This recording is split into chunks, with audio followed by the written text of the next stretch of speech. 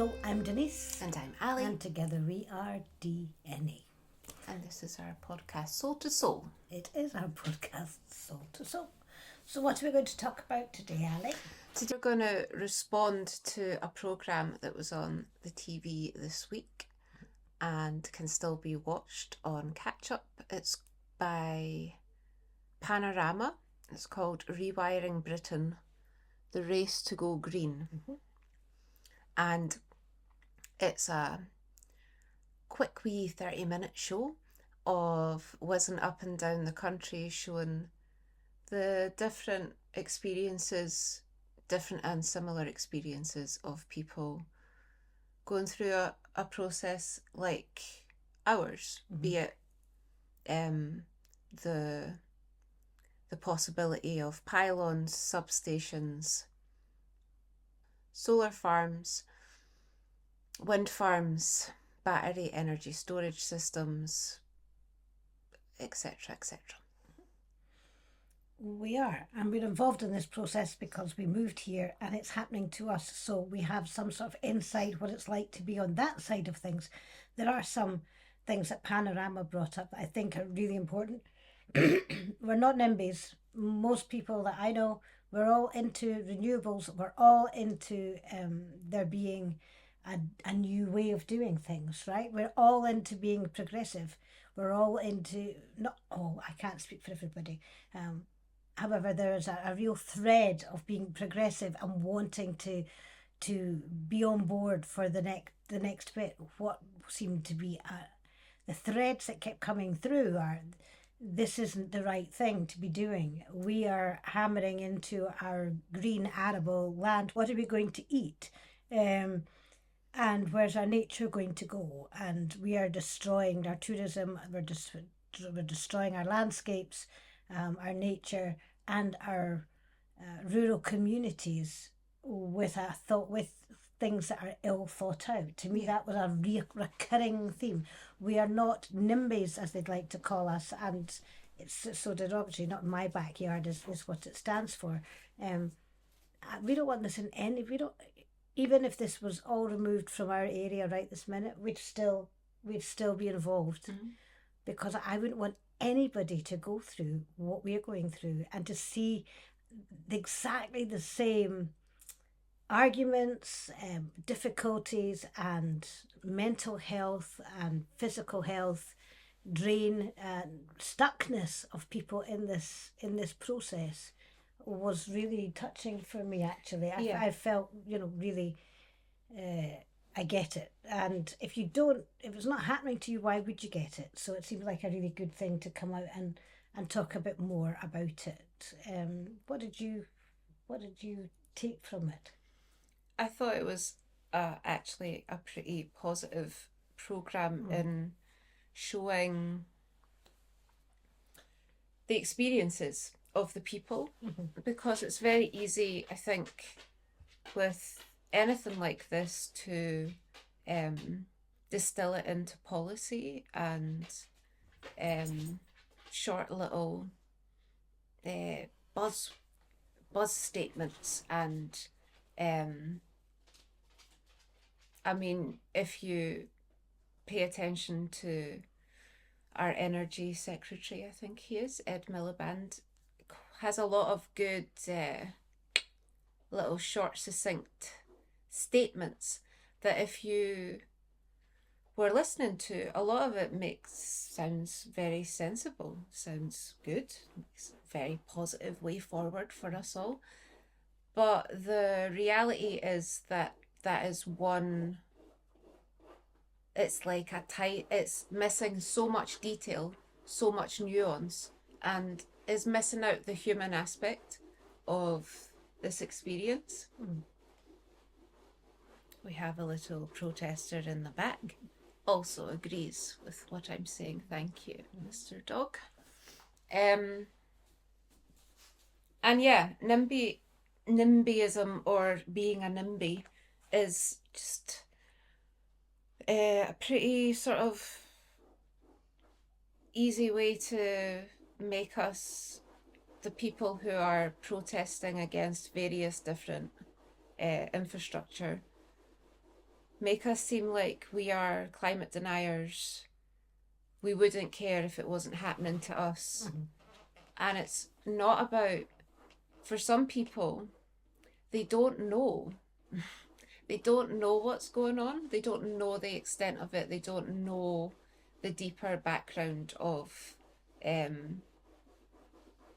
beyond that little buzz statement that we hear, that actually people's livelihoods are being risked, people's health potentially, because no matter what you hear about the potential health risks and how none of that can be proved, nothing can be proved until it can be proved. There isn't a case study of this having been done before, and medical model would go do no harm. So if there's a perceived threat of harm, that they would stay away from that rather than, let's just see what happens. Yeah. It might be all right. Yeah. There's so many unknowns. And I think what really struck me was Germany, Denmark, was it? Belgium, some other places all in that area Yeah. of the European map. Aren't doing it, aren't doing what we're setting out to do. And the things that kept coming up were put solar panels on roofs. You know, why are we taking up the arable land to do that? And if the other areas aren't doing it, in fact, there's some areas that they put in things and then they've taken them out again because they weren't visually, you know, they've already gone to the next step after what happens once we've done this bit. They're already ahead of us. But it's in this country, and I think there's something about, it's really easy to play ping pong with this. This is a Scottish issue with the UK. This is a UK issue. This is a UK issue. This is going across the whole of, and that's the one thing Panorama made really clear, because we're in Scotland, we know of a lot of groups that are in Scotland fighting this And in their own some in communities. England, but- And some.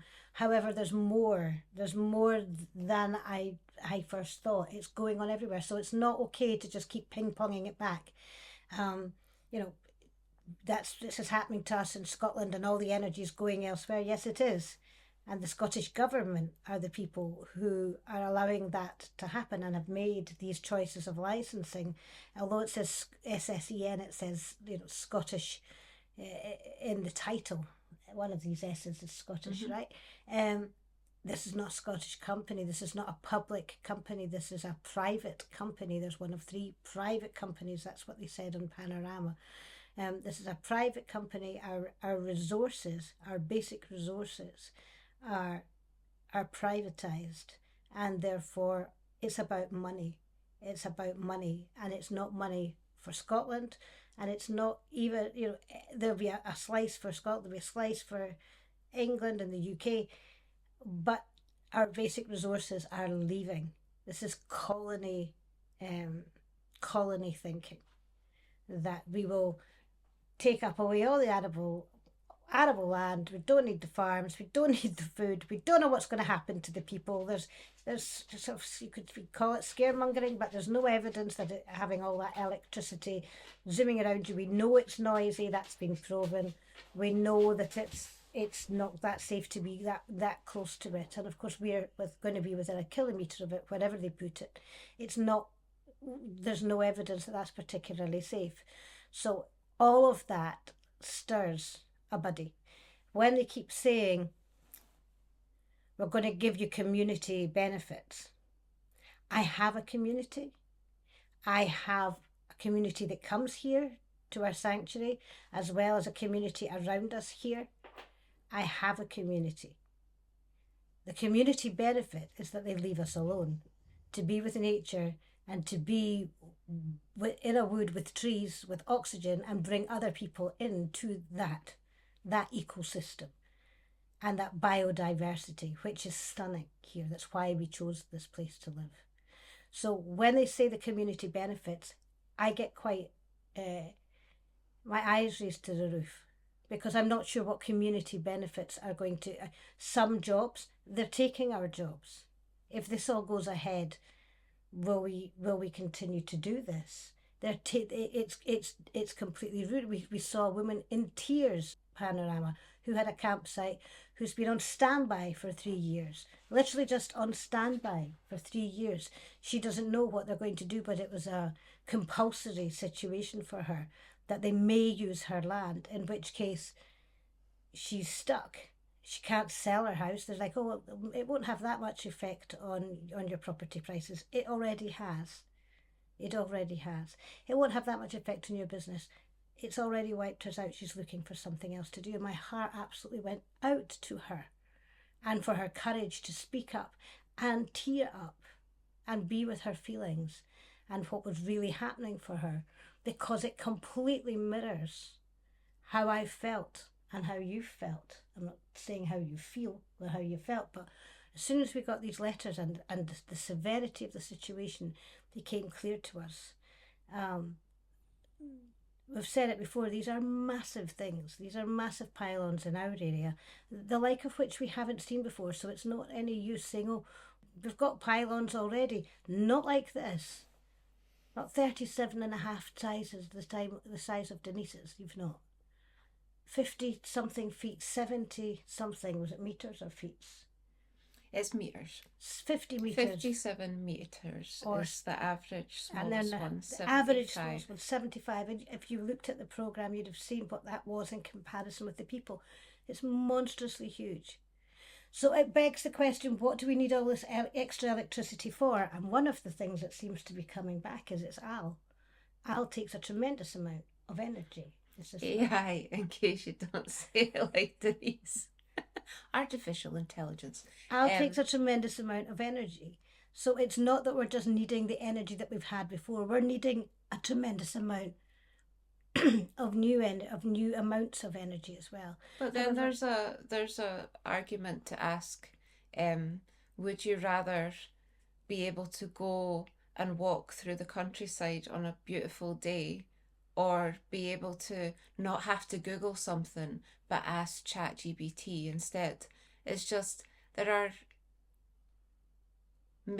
if we take it back to the simplest platform and start from there, what are people willing to compromise on? Because in order to save the planet, to save the climate, to save our homes, what would we be willing to compromise on? Mm-hmm. Rather than just go, how can we keep creating more amazing tools and techniques and things that can be used, but actually at the cost of the planet. Yeah, and if you want, if that doesn't like speak to you, at the cost of tourism, safe places for people to live, jobs, food, air. Yeah, so I mean, this is a vast topic, and when we talk about it, we can literally be one of those like exploding universes where everything goes in 1,000 different directions because it feels like that sometimes. That's right, it does. And I think we both took notes from the programme. Mine's are like 4 pages long from a 30-minute programme, because there were lots of excellent people speaking, really brave people, because it's hard. No one wants to be called a NIMBY. No one wants to be the face that is put with other people's judgments, because people do judge and they have their narratives, and we also are fed a lot of propaganda. One of the first sentences, maybe one of the few that we heard from Keir Starmer, was that he had a message to the NIMBYs, and it's Britain says yes. And it's just like, well, if that is actually the case, you do realise the people that you're calling NIMBYs are part of Britain, and they're not saying yes. So pitting us against each other. And that is part of this process also. Keeping it localized. I didn't know so many people were suffering so much in loads of different places in this country. And I know really a lot. We're quite informed as to what's going on. And from watching Panorama, I was like, wow, I still don't, I only know the tip of the iceberg of what's going on. Because I know a lot of people also from different campaign groups who are very active, speaking on the news, giving interviews. And these are only seen by a handful of people because our news is local. A lot of the time it's not on the national news, it's on our local news. And it's like the local people already know this. We already know it's happening. Yeah. It's the national stage that needs to open itself up so that people can be educated as to what's going to happen to their country as a whole. I think when you say that, what Keir Starmer said, it's like the UK said yes. Yes to what? Yes to progression. Yes to being moving towards net zero and renewables. We said yes to that. I think if you gave the list to people of what they're actually giving up, because you're not going to realise what we're giving up until you see it for yourselves. By the time you see it for yourselves, if you're not in these local areas, it's done. The damage is already done. So when he said that, he's saying, well, we've said yes and no to the NIMBYs. And it's like, actually, we would say yes to the progression. However, the way you're doing it is so archaic. It's already out of date before it's going up there. It's already out of date to get it up there. And the things that aren't out of date are untried and untested. We'll just get it done because it ticks boxes. And there's been a lot of tick boxing feeling about all of this. Tick boxing is tick boxing. And you'll see more and more of us say, could you please object to this? Could you please object to that? Please, could you object to this? Because it's numbers now. It's sheer numbers. We went down to Holyrood last year and, just to be around people who understand the situation that everybody's been put in and the impact that it's going to have on us all. The rural communities, the places you all zoom up and down to go on your trips, it's going to look like a wasteland. The thing that keeps coming to my mind is going to look like Mad Max. Now, I know I may be exaggerating, but it's not far off it. It's like we're ripping up arable land for what? For pieces of metal to go high in the sky, endangering the bird life and the ground, endangering all of that, and noise polluting, and bringing stuff over from the other sides of the world. And that came up, and that's absolutely true. We don't make this stuff, this junk. We don't make this junk here that they're going to stick everywhere. And it is junk. When you're looking at it from a nature point of view, it's junk. And that therefore, how are we saving the environment with destroying woods, destroying wildlife and nature, having things up in the sky? It's just either archaic or untested. One or the two, and sometimes both. But by the time they've done all of this, there has to be another way. And the fact that other parts of the world are handling this so differently, with care and consideration for all of that, is very painful to witness that this is to happen here. If this is to happen here, this is about money. That's what it kept coming back to in Panorama. That woman. No judgment here, but that woman. Emma Pinchbeck. Thank you. Give her name. And what she said, and I feel the pressure to give a quote. What did she say? She said pylons are cheaper. She said pylons are cheaper. There is a time pressure to get this done, and that there is pressure to keep the price as low as possible because the price is paid for, put on to the consumer.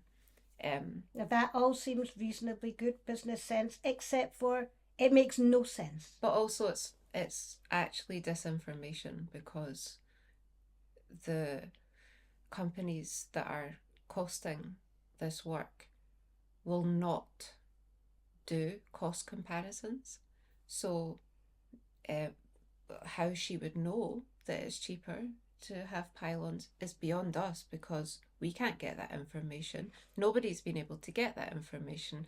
And actually, if you were to ask people who have read the very outdated stuff that is available to cost things like this, they would firstly say this is totally outdated, and secondly, we're talking about the outlay in the first place versus the lifespan of the infrastructure. So, like Denise is right, a lot of the comments were about money. Some things that were quite like left a nasty taste in my mouth is that here's a few things about money that was said. Farmers who are who have arable land, who might do wheat or corn or something like that, can make about £200 an acre a year. They're being offered £1,000 per acre a year to have solar panels, for instance, on their land. That's a return they would never be able to get from farming. So it's already weighed against them. You can't be angry with people who are offered something 5 times more. It's unfairly weighed. It has a pressure towards one way rather than the other. There's quite a few statements made in... Watch the programme. It doesn't take that long to watch. It's pretty interesting. But there's quite a few statements where we're talking about going against the national planning advice to start seeing the economy growing. To me, working towards net zero should not be hand in hand with anything financial. We shouldn't be talking about growth of economy and being the new green superpower, and that's not what people... If people agreed to working towards net zero, it wasn't with that. That was kept in the back pocket until we are here. Also, the head of SSEN saying there could be 35,000 new jobs in Scotland. If you want to analyse the language. Which we do for a living. Handily. Yeah, Can we analyse that transaction, please, Mrs. Allybell? There could be a pot of gold at the end of that rainbow. Doesn't mean there is. Could is a very open word. There could be anything. There could be nothing. It's not a definitive. It's not saying we will give 35,000 jobs. It's not a transaction in that way. Could means me. But if you're only listening to every second word, you hear 35,000 jobs in Scotland. Could. Would. Should. There will be. Will be. But could means nothing. It seems to me they're changing the law. They want to change the laws to speed up the process in planning. They want to change things so they can speed things up to get us out of their way. Now hold on a minute here. You're supposed to be acting in the best interests of humankind as a whole, of the world as a whole, of the planet as a whole, of your countries as a whole. We are your people. We are the people. We are here. You work for us. So how on earth do you want to get all of the rural communities out of your way I'm a great believer in the law because it let us get married. And that changed our lives. So I know that laws can change people's lives. And when you're changing the law to speed things up because it doesn't suit you what the law says, then that to me is a worrying issue in itself. Because the laws are there to protect us, to make sure that we are getting, there's due process. And what I'm hearing at the minute is get the due process out of the way, get the tick boxes done. We need to do all of this so that we are net zero, so that we save the planet. I love that urgency. However, there's due process for a reason. And the planet is a really good reason. However, I'm still very nervous because it's linked to money and not to the planet. And what we're seeing with all this junk that's going to arrive, I can't see the huge benefits for the planet. Show me it. Show me the benefits that aren't financial for not the people even. And as a mental health professional, the trauma this is causing is unbelievable. It's like the Highland clearances, but everywhere. It's unbelievable. The uncertainty, the worry, the financial worry, at the beginning when we got the letters, I would go around this space.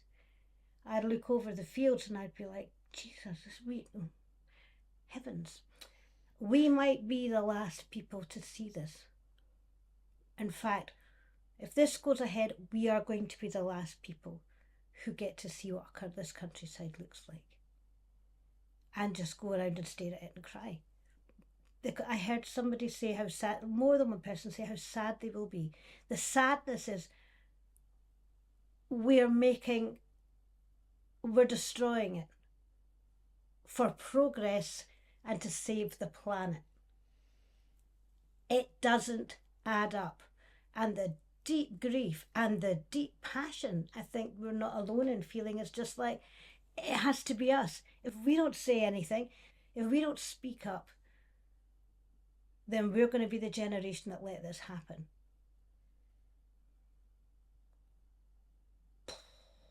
What a legacy. What a legacy. And that's not what our legacy is going to be, because we will not stop talking, fighting against, asking people to hear a bit more information that maybe they didn't know before. A lot of the people on this programme said they felt like they weren't being heard by their governments, I remember there was a meeting and everybody put their hands up. They're not getting answers, or some of the responses that we're getting are just like piecemeal. Tick the box. We hear your discomfort, don't worry, it's on our list of priorities. And it's just like, is it though? Sometimes you have the answers and you're not saying it to us. And sometimes you don't have the answers. And that should scare the shit out of you, who's working in this. If you know that you don't know the answers, find it out. Then find out, because there's so many educated people involved in the protest groups for a reason. Because they're intelligent, read up on, care about their communities, absolutely care about passionate. The planet, care about leaving something behind after they're gone for the people who come after us, like be it your own children or other people's children. It's whenever you feel tempted to point your finger and call us NIMBYs, know that it couldn't be further from the truth. There are people who literally were personally impacted to start with, and shifts and changes have happened in the last year and a half, who are no longer personally impacted and are still spending half their week fighting against all of this because they believe it to be wrong and they don't want it for anyone. And the hope is that for the people who are personally impacted, that enough people will go, I'm not personally impacted, but I care enough to sign this petition, to object, to question, tell people what's going on. Unlike what Mr. Miliband said, of course it's important to listen to the local people, but we'll be making decisions. Not we're listening to the local people so they can inform us of their opinions and then we can make decisions. It's just like, yeah, we'll listen to them, but we're going to make the decision we want to make. Again, a little transaction analysis moment right there. Don't speak on the telly anymore, Ed. We're listening and you're giving it away. But basically, if you hear us and you think we are on a righteous rant, it's because this process is devastating and painful, and you may hit some of our defences. And it's the way that we get through. And it's hard to talk about stuff when it hurts.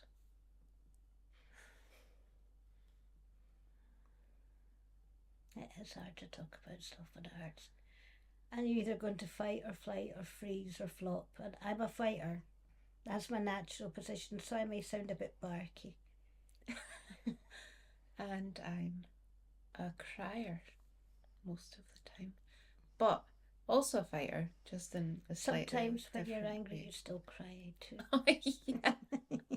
It's just, Denise gets barky. I make a mess with my face. Oh, bless you. And let's not beat about the bush. I have cried and cried and cried and cried about this. I feel absolutely duped. I feel the dream and the passion of everything that we put into this was based on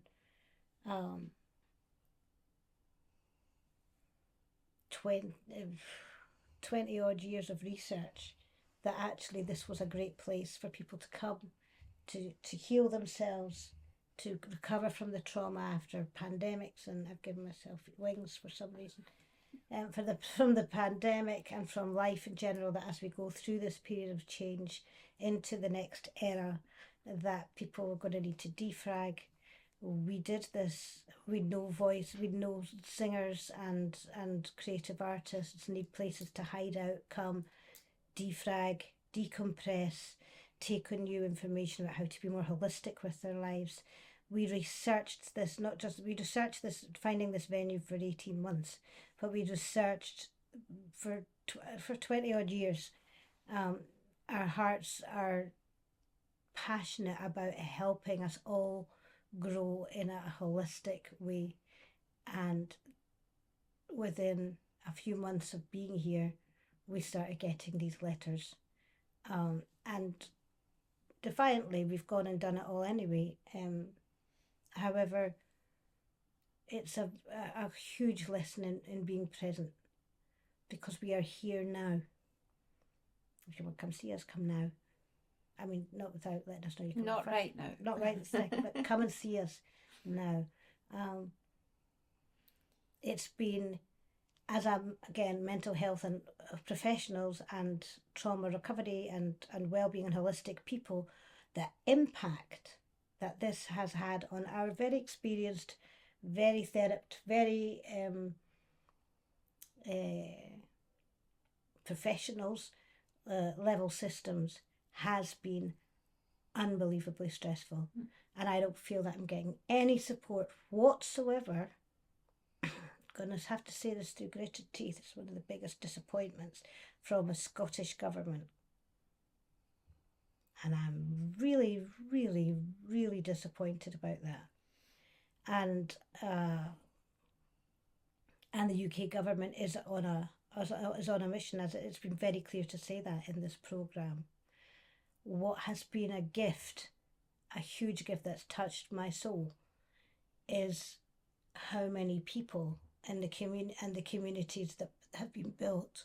Lose my voice now thinking about the friendships that have been forged at this time will last a lifetime, because we're in a similar situation as each other, and we're stepping up for ourselves and for each other.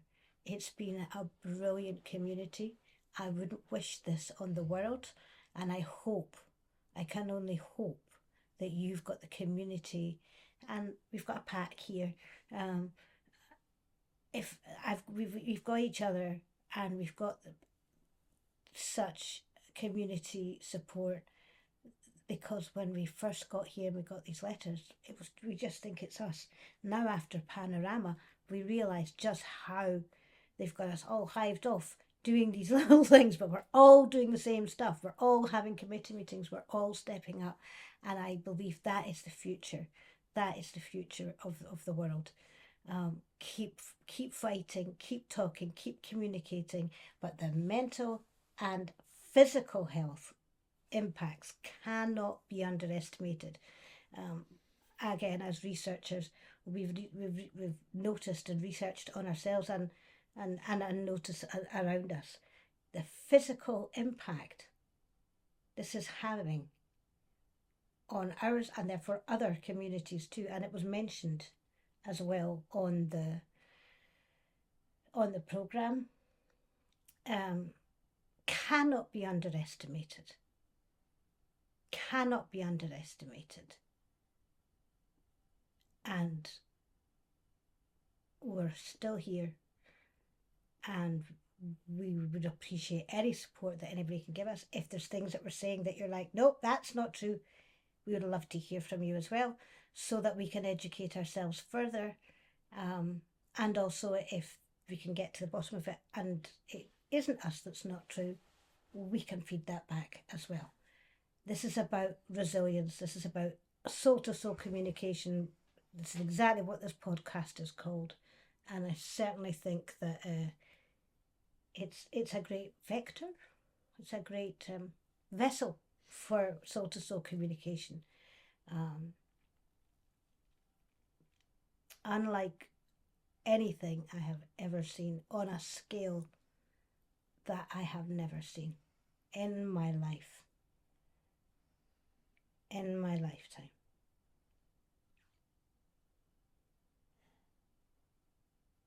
So we'll continue talking We will. about it.